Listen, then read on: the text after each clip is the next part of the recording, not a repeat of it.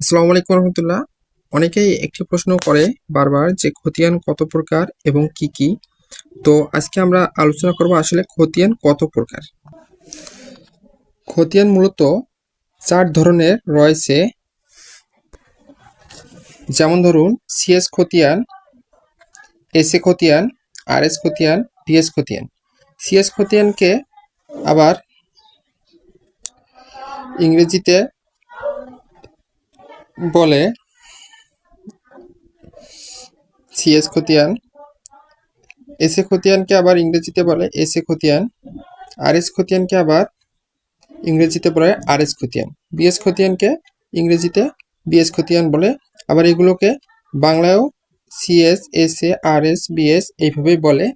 কিন্তু এসএ খতিয়ানকে আবার ৬২ খতিয়ান বলা হয়।